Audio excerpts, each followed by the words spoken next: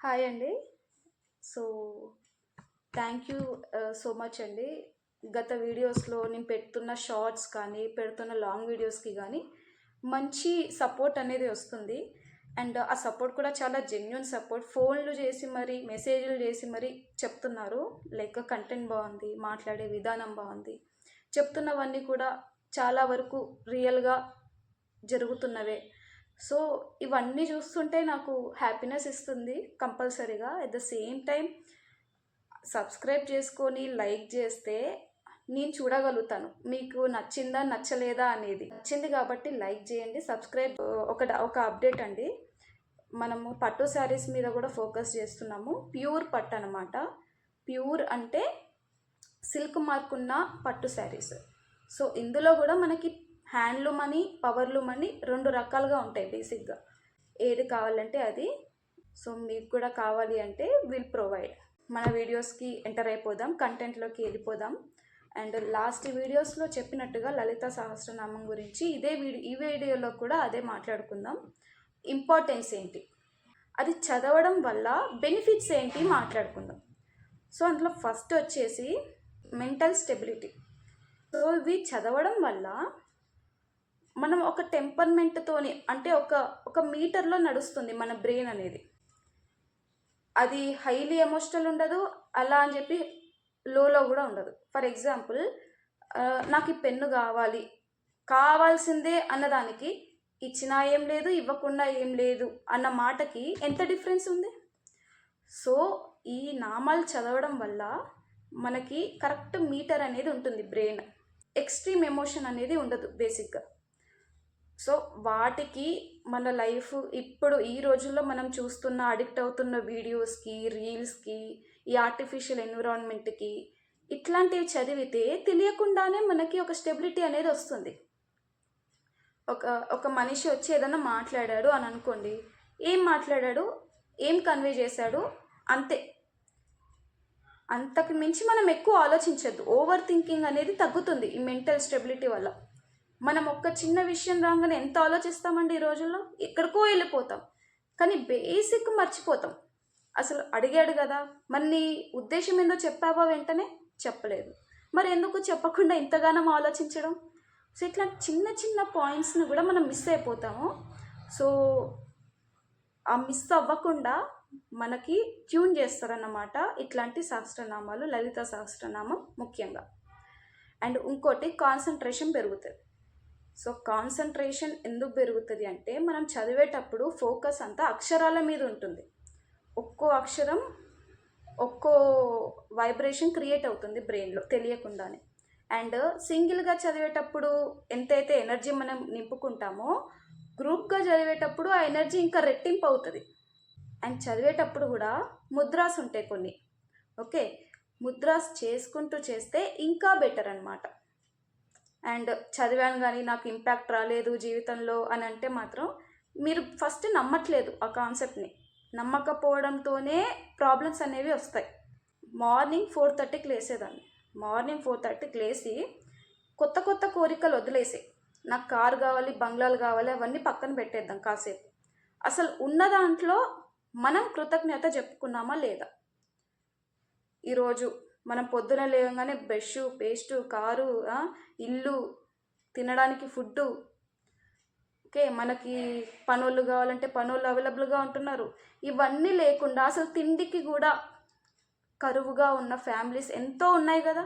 So, వాళ్ళతో పోలిస్తే నా జీవితం ఈరోజు బాగుంది, దీనికి కృతజ్ఞతలు చెప్పుకుంటున్నా నేను అని అనుకొని ఒక డే స్టార్ట్ చేస్తే మీరు మ్యాక్సిమం సంతోషంగా ఉంటారు. ఎందుకంటే మనకన్నా తక్కువ ఉన్న కుటుంబాలతోని పోల్చుకొని మన సంతోషం పడడంలోనే ఉంటుంది అంతా. అరే, నాకు 2 BHKనే ఉంది, 4 BHK లేదు అని అనుకుంటే మీరు లైఫ్ లాంగ్ ఇలాగే ఉండిపోతారు ఇక. అంటే లైఫ్ అనేది ఉంటే మాత్రం బెంజ్ కార్ ఉందా అని అంటారు, బెంజ్ కార్ వస్తే ఉంటే మాత్రం ఫ్లైట్ ఉందా, ఇంతే ఉంటుంది ఇక. ఇంకెప్పుడు సంతోషంగా ఉంటావు. ఇవన్నీ వచ్చినాక కూడా పోనీ సంతోషంగా ఉంటావంటే అప్పుడే కుటుంబంలో గొడవలు అవ్వడం అవుతుంది, లేకపోతే ఉన్న ఆస్తులు ఎవరో కొట్టేయడం అవుతుంది. ఇక ఈ ప్రాసెస్లో నువ్వు మిస్ అయిపోతావు. అరే, నేనేంట్రా అని చివర్లో ప్రశ్న వస్తుంది. చివర్లో వస్తుంది, అంతా అన్నీ వచ్చాక వస్తాయి. అన్నీ వచ్చాక రావడం పెద్ద గొప్ప కాదు, ఏవి లేనప్పుడే తెలిసి ఉండాలి అసలు మనకేం కావాలి. ఓకే, సో గ్రాటిట్యూడ్ అంటే కృతజ్ఞత భావం అనేది చాలా ముఖ్యం మనిషికి. అవి ఉంటే మ్యాక్సిమం సంతోషంగా జీవిస్తారు. స్పిరిచువల్ కూడా లలిత సహస్రనామం చదివితే ఓకే, చదువుతున్నప్పుడల్లా మనకి మనం మాట్లాడుకుంటున్నట్టు ఉంటుంది, మన లోపల ఉన్న శక్తి మనం వెలికి తీస్తున్నట్టు ఉంటుంది. సో ఆధ్యాత్మిక భావం కూడా, స్పిరిచువల్ కనెక్షన్ కూడా కొంచెం పెరుగుతుంది. ఒక పాజిటివ్ అట్మాస్ఫియర్ క్రియేట్ అవుతుంది, అంతే కదండి. ఒక మంత్రాన్ని ఉచ్చరిస్తున్నప్పుడు ఊరికే పెట్టలేరు కదా, ఏదో సైన్స్ ఉండే ఉంటుంది కదా దానికి. సో కారణం తెలియకపోయినా పర్వాలేదు, ఒక పాజిటివ్ అట్మాస్ఫియర్ అనేది ఉంటుంది. సో యాంగ్జైటీ కూడా కొంచెం తక్కువలో ఉంటుందండి. ఇప్పుడు యాంగ్జైటీ ఎందుకు వస్తుంది? ఓవర్ థింకింగ్ వల్ల వస్తుంది.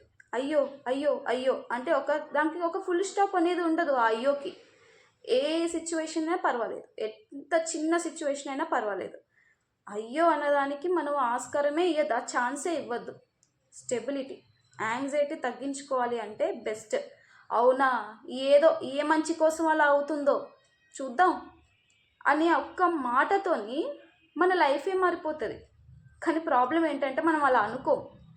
ఇప్పుడు